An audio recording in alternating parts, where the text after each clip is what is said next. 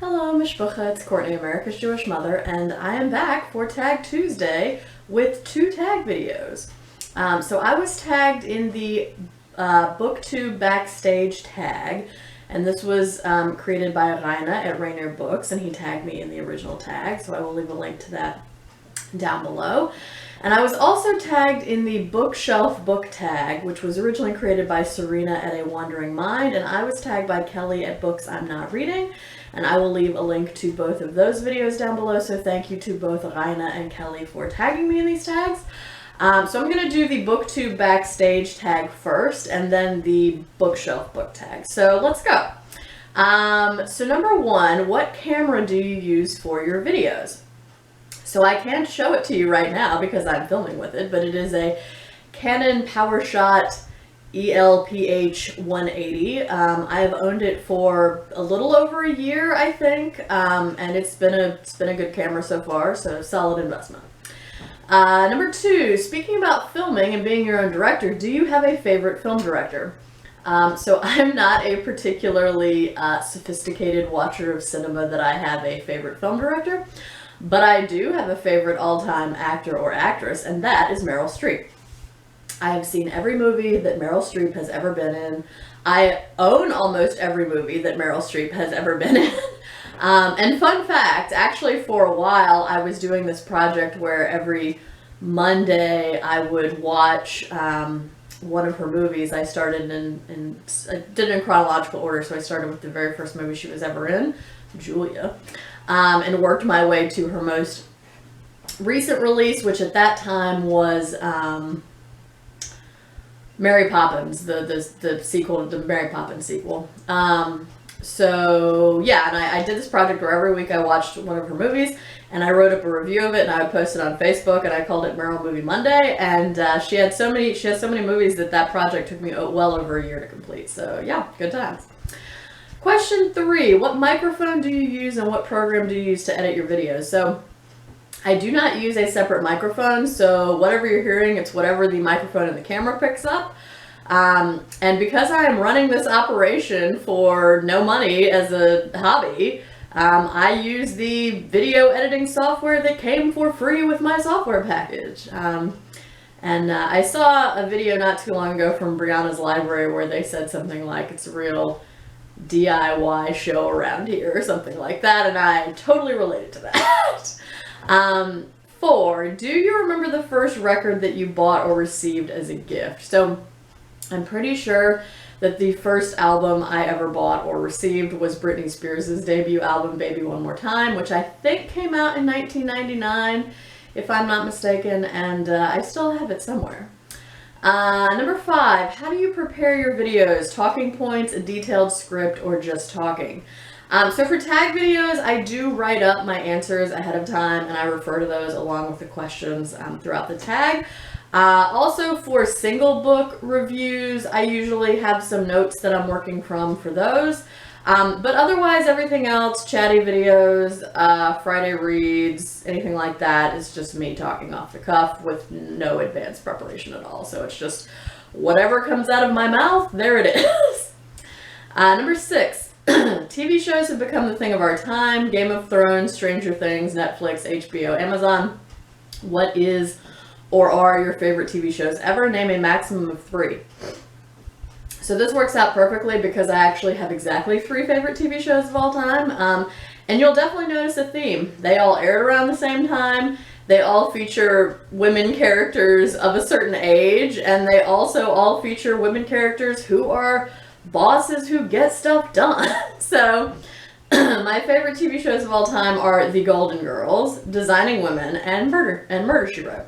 And you may have noticed in the background here, I actually have a big print of pictures of the Golden Girls. I'm gonna get this and bring it a little closer here. So this is what this looks like in case you've never noticed it or paid attention. So it has all of the girls. So yeah, love that. And I think probably everyone watching this knows what the Golden Girls is, and If you don't know what the Golden Girls is, oh my god, please stop watching this right now and go watch the Golden Girls immediately.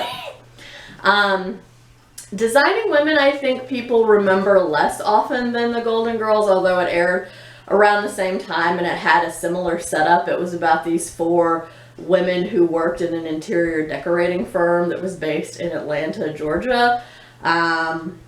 And yeah, like I said, it had kind of a similar setup to the Golden Girls, except the 4 women weren't quite as old as the Golden Girls, and they didn't live together, they worked together. So, but otherwise it was pretty similar in the sense that it was a sitcom. It tended to tackle, you know, topical issues of the day. It was both funny, but also, you know, poignant at times. So yeah. And then my last favorite TV show of all time was Murder, She Wrote, which I love Angela Lansbury. Ugh, she was so great in that show. I really love the Cabot Cove episodes of Murder, She Wrote the best because you got to follow some recurring characters like Amos Tupper, Mort Metzger, Seth Hazlitt, the ladies at the beauty parlor, etc., etc. And yeah, you always knew what you were going to get with that show, right? Like you knew somebody was going to die or suffer some sort of grave injury, and you knew that Jessica Fletcher was going to solve the mystery by the end because that is what she did, and she was a boss. So, also fun fact about Murder, She Wrote, it was a very long-running series. It ran from 1984 to 1996 for 12 seasons.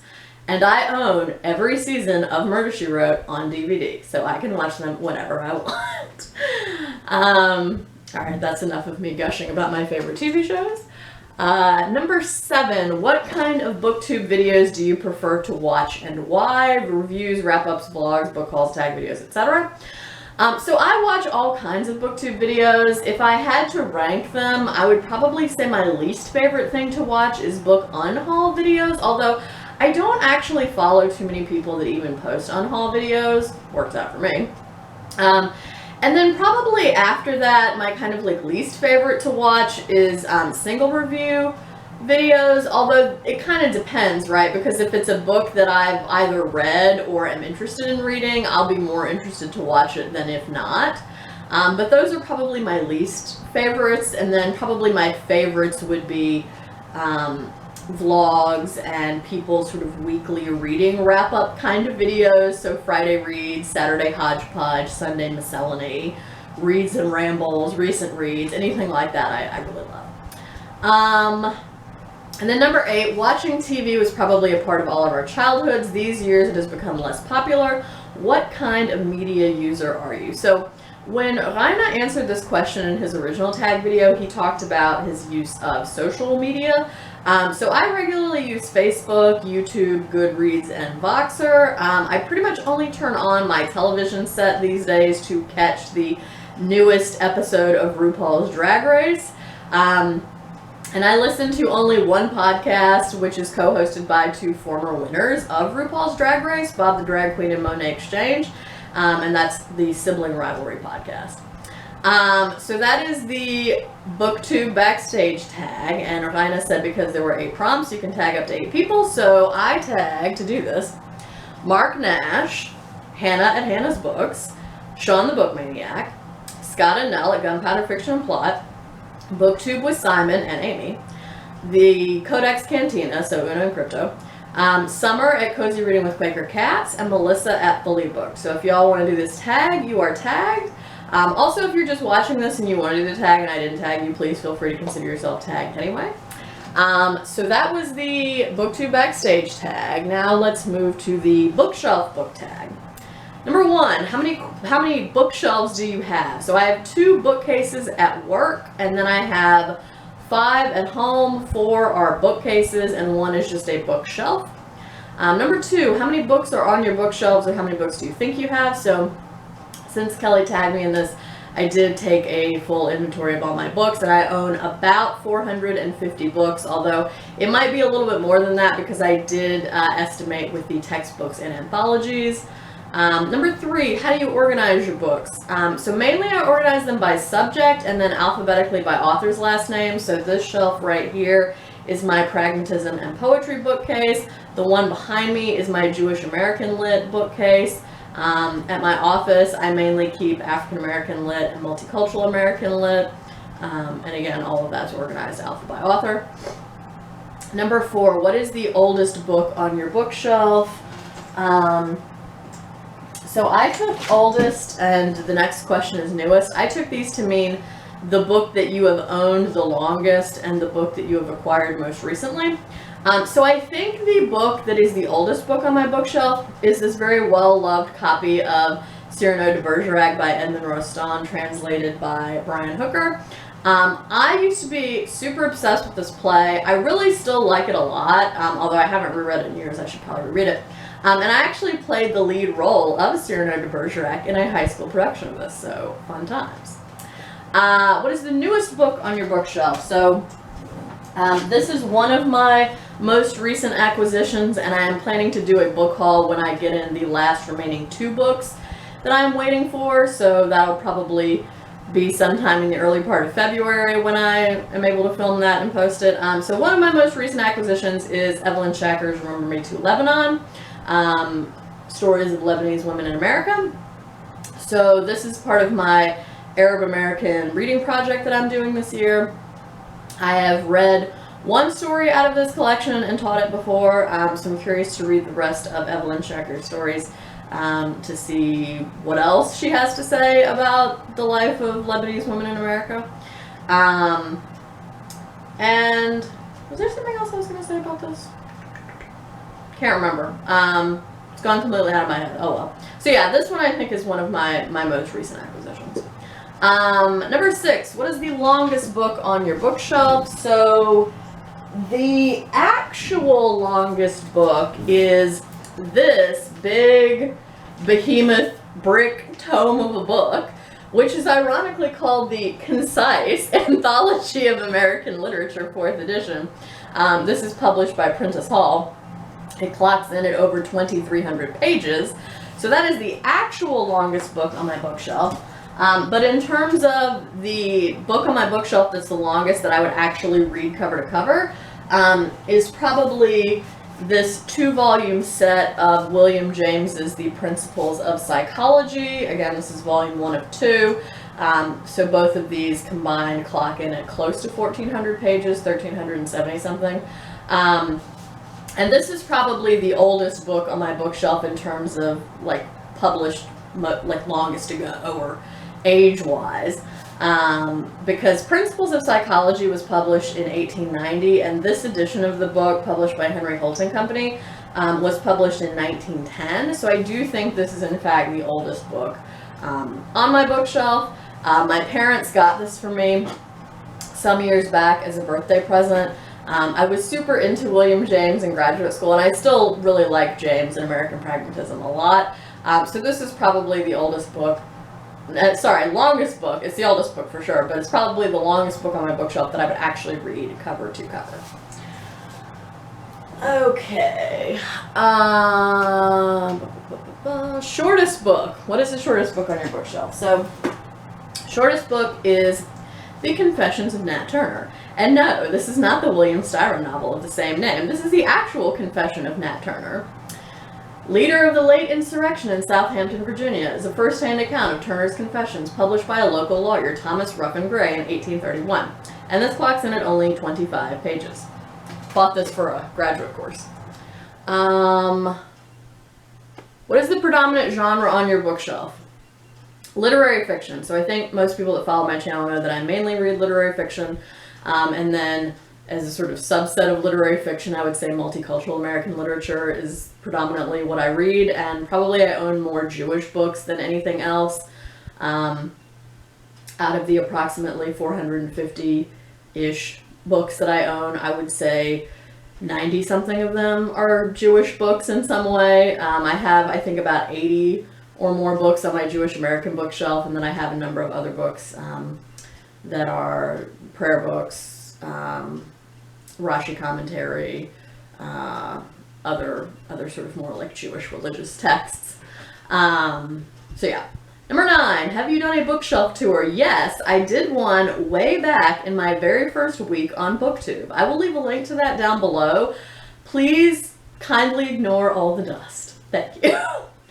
Number 10, go on a random number generator and talk about the book that corresponds with that number. So I did this in advance of filming and got number 34. So I counted and pulled the 34th book off of my Jewish American bookshelf, which is The Old Neighborhood by David Mamet. This is a collection of 3 one-act plays. They're interconnected plays, so the same characters feature in all of them. Not all the same characters, but like there's at least one recurring character throughout all of them. And I read this for my comprehensive exams for graduate school.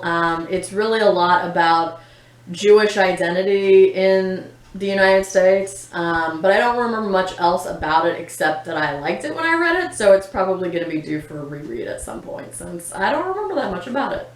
And I read it back in 2013 or whenever I took my comps. Number 11, do you have any fan merch or other decorations on your bookshelf? So I do have more of that kind of stuff at work. And I'm going to insert a clip in a minute here of my bookcases at work so you'll be able to see that. But otherwise at home, not really, except for that print of the Golden Girls back there. I don't really keep a bunch of stuff on my bookcases. Otherwise, just sort of useful things like this clock and this lamp, etc. Question 12, show us your bookshelf. Okay, so like I said, I did do a bookshelf tour way back in my first week on BookTube, so we'll leave a link to that down below. And I'm going to insert here a clip of my bookcases at work, so enjoy that. Okay, this is my bookcase at work. As you can see, I have this nice globe, and I have a Samla mug. That's a conference that I went to. Most of the books, starting here, are African American literature. I also have some textbooks on this bookshelf. Oh, I have this nice little RuPaul Funko Pop figurine that one of the students in the campus LGBT group that I advise got me, which is awesome and I love it. Okay, now we're down to the textbooks. I know I have a UNC thing, but that's because I went there for undergrad. Textbooks, textbooks, textbooks. Nice little UNG mug. And then, whoops, down here at the bottom, we have more African American literature. And I have a little section of queer lit at the end. And this is a second whole bookcase that I have just started putting things on. So this is my growing multicultural lit shelf right here. Ta-da! And question 13 is to tag someone, and this tag has gone around for a little while, so I'm not going to tag anyone in particular in it, but if you are watching this and feel so moved to do this tag, please do consider yourself tagged. And thank you for watching. Thank you again to Kelly and Raina for tagging me in these tags. I hope everyone is staying healthy and well. I hope you're doing good reading whatever you're reading, and until next time, would it kill you to call your mother?